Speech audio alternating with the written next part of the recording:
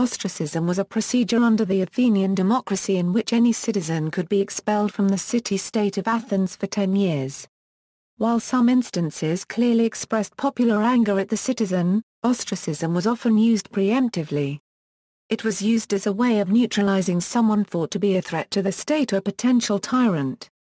It has been called an honourable exile by scholar P.J. Rhodes. The word ostracism continues to be used for various cases of social shunning.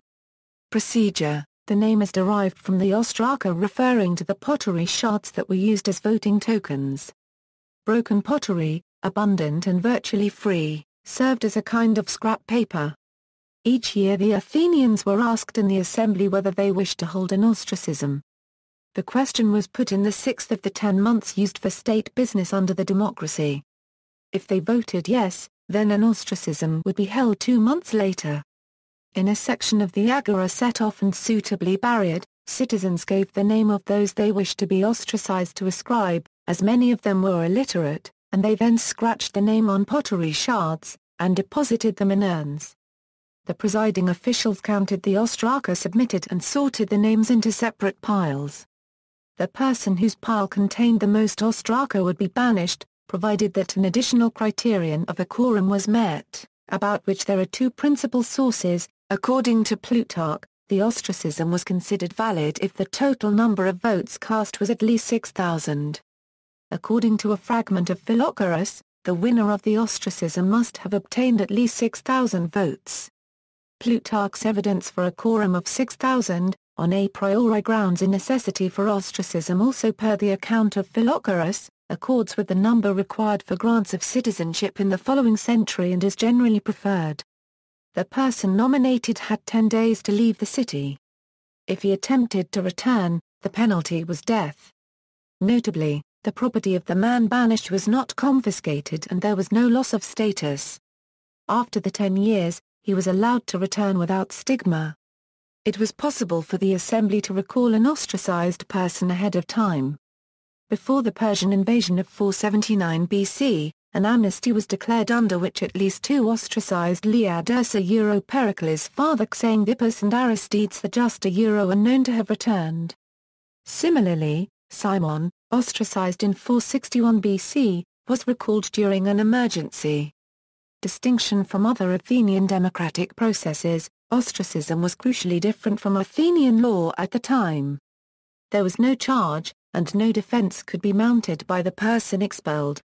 The 2 stages of the procedure ran in the reverse order from that used under almost any trial system. Here it is as if a jury are first asked, "Do you want to find someone guilty?" and subsequently asked, "Whom do you wish to accuse?" Equally out of place in a judicial framework is perhaps the institution's most peculiar feature, that it can take place at most once a year, and only for one person.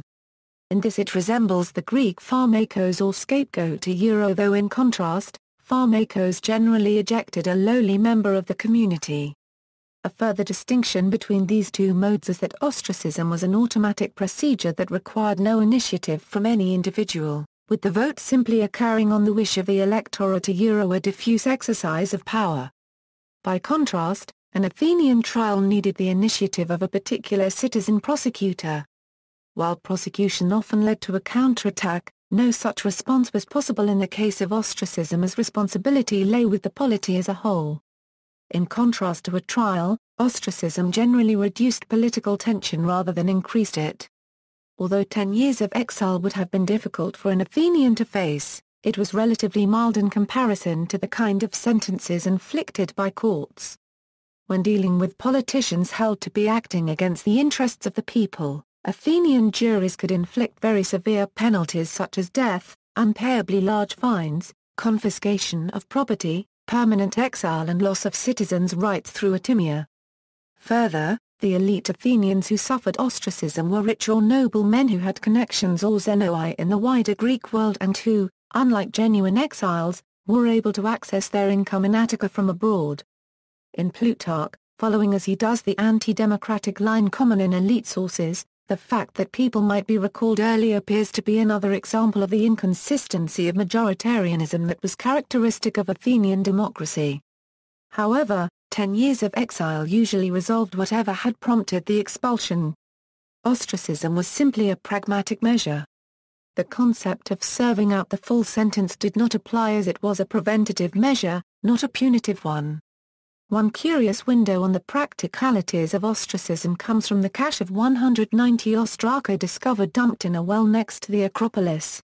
From the handwriting they appear to have been written by 14 individuals and bear the name of Themistocles, ostracized before 471 BC and were evidently meant for distribution to voters.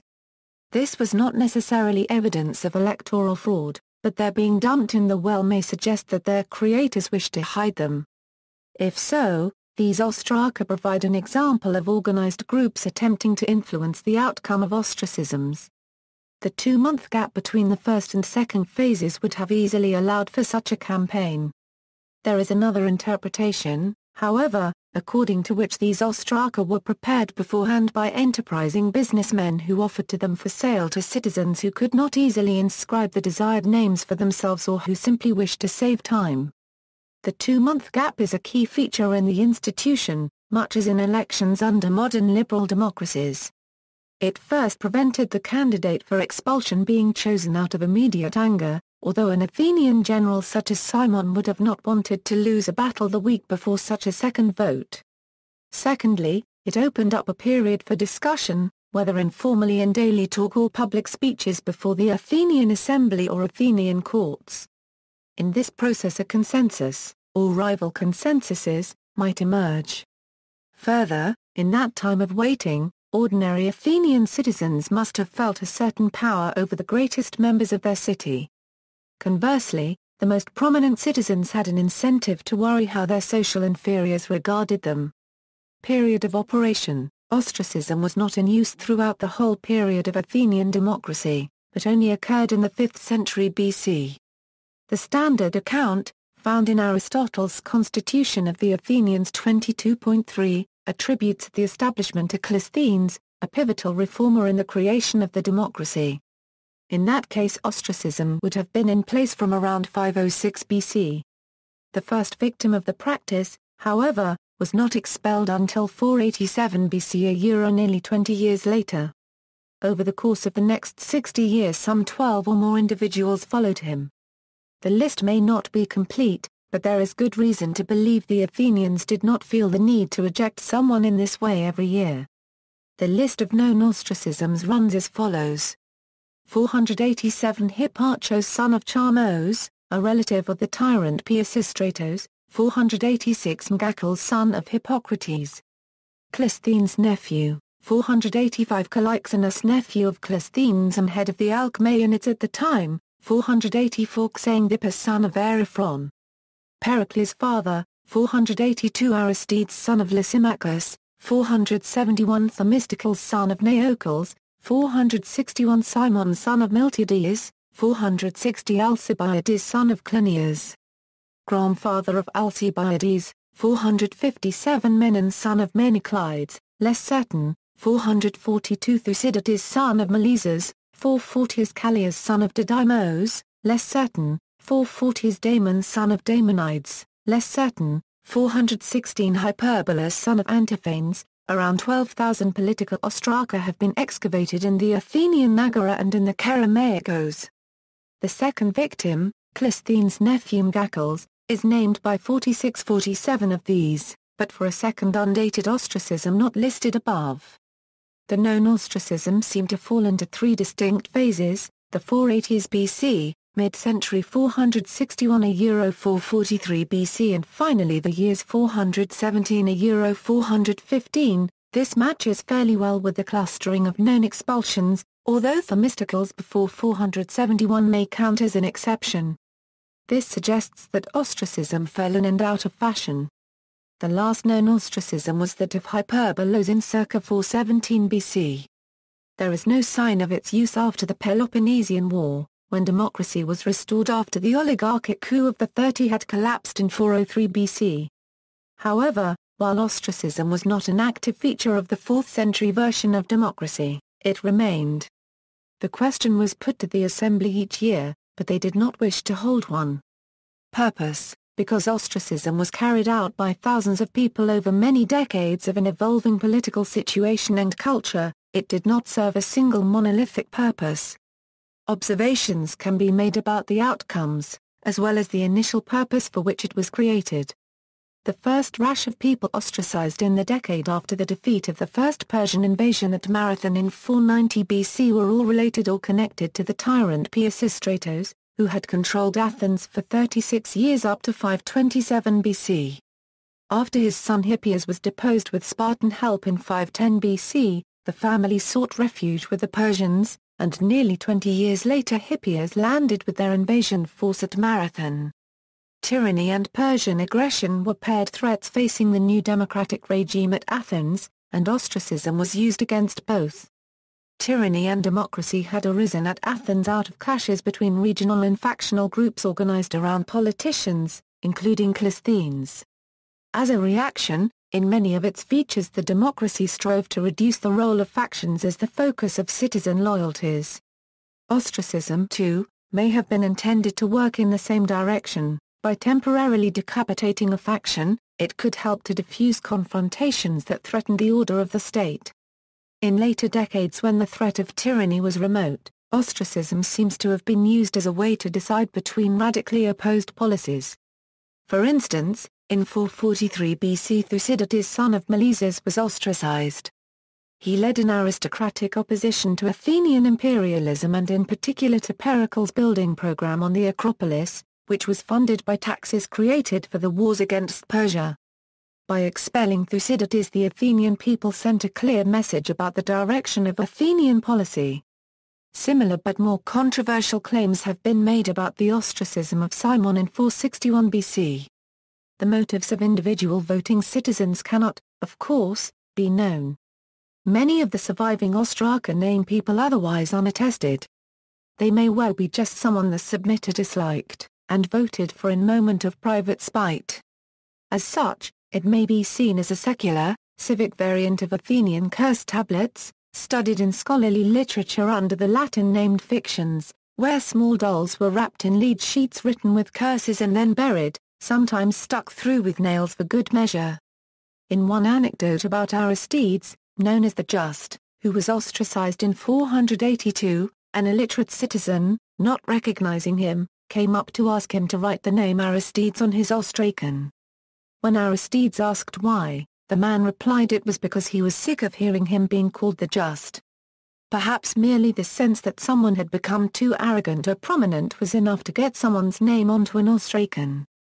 Ostracism rituals could have also been an attempt to dissuade people from covertly committing murder or assassination for intolerable or emerging individuals of power so as to create an open arena or outlet for those harboring primal frustrations and urges or political motivations. The solution for murder, in Gregory H. Padowitz's theory, would then be ostracism, which would ultimately be beneficial for all parties. The unfortunate individual would live and get a second chance and society would be spared the ugliness of feuds, civil war, political jams and murder. Fallen to disuse, the last ostracism, that of Hyperbolos in or near 417 BC, is elaborately narrated by Plutarch in 3 separate lives. Hyperbolos is pictured urging the people to expel one of his rivals, but they, Nicias and Alcibiades, laying aside their own hostility for a moment, use their combined influence to have him ostracized instead.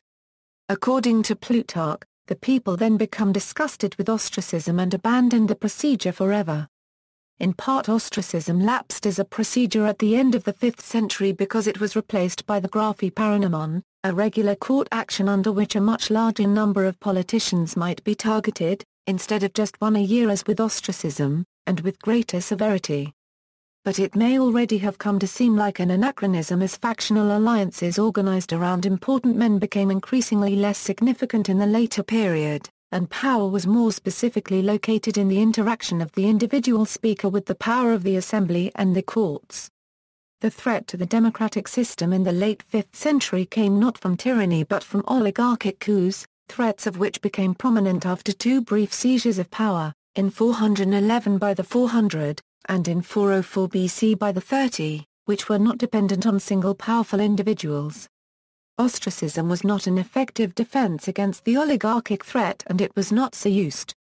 Analogues: other cities are known to have set up forms of ostracism on the Athenian model, namely Megara, Miletos, Argos and Syracuse. In the last of these it was referred to as petalismos, because the names were written on olive leaves. Little is known about these institutions. Furthermore, pottery shards identified as ostraca have been found in Chersonesos Taurica, leading historians to the conclusion that a similar institution existed there as well, in spite of the silence of the ancient records on that count. A similar modern practice is the recall election, in which the electoral body removes its representation from an elected officer. It is interesting to note that unlike under modern voting procedures, the Athenians did not have to adhere to a strict format for the inscribing of ostraca. Many extant ostraca show that it was possible to write expletives, short epigrams or cryptic conjunctions beside the name of the candidate without invalidating the vote. For example, Calixenes, son of Aristonomos, the traitor. Archon, lover of foreigners. Agasias, the donkey. Ngakals, the adulterer. Modern usage: the social psychologist Kipling Williams has written extensively on ostracism as a modern phenomenon. Williams defines ostracism as any act or acts of ignoring and excluding of an individual or groups by an individual or a group. Williams suggests that the most common form of ostracism in a modern context is refusing to communicate with a person. By refusing to communicate with a person, that person is effectively ignored and excluded. The advent of the Internet has made ostracism much easier to engage in, and conversely much more difficult to detect, with Williams and others describing this online ostracism as cyber-ostracism. In email communication, in particular, it is relatively easy for a person or organization to ignore and exclude a specific person, through simply refusing to communicate with the person. Karen Douglas thus describes unanswered emails as constituting a form of cyber-ostracism, and similarly Eric Wesselman and Kipling Williams describe ignored emails as a form of cyber-ostracism. Ostracism and whistleblowing. Research suggests that ostracism is a common reprisal strategy used by organizations in response to whistleblowing. Kipling Williams, in a survey on U.S. whistleblowers, found that 100% reported post-whistleblowing ostracism.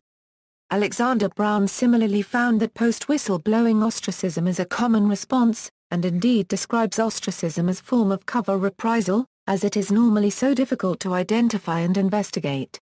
See also, petalism, religious alienation, social control. Notes and references. Notes Oration 4 of Andocides purports itself to be speech urging the ostracism of Alcibiades in 415 BC, but it is probably not authentic.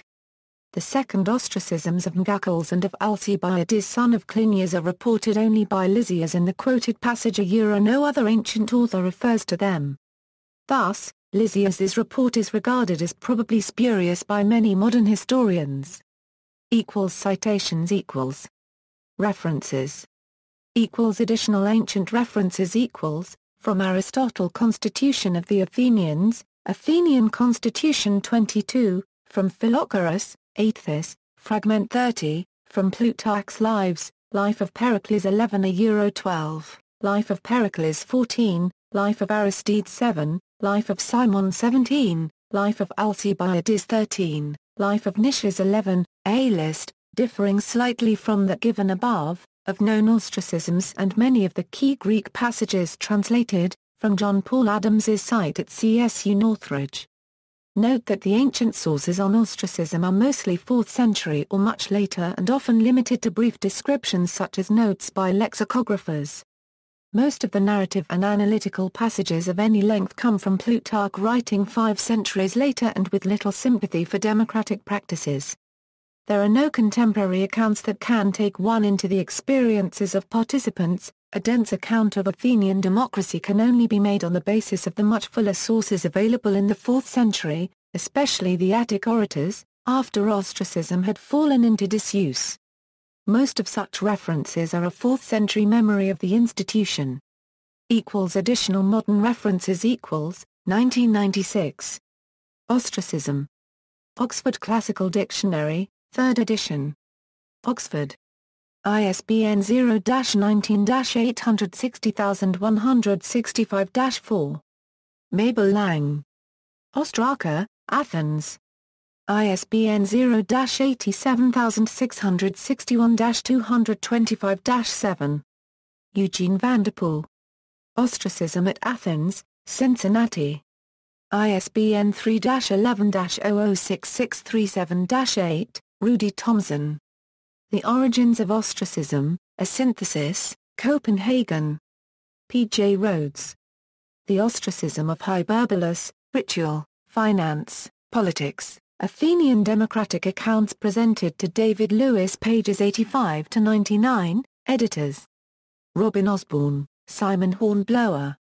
ISBN 0-19-814992-1. Mogens Herman Hansen. The Athenian Democracy in the Age of Demosthenes, Oxford.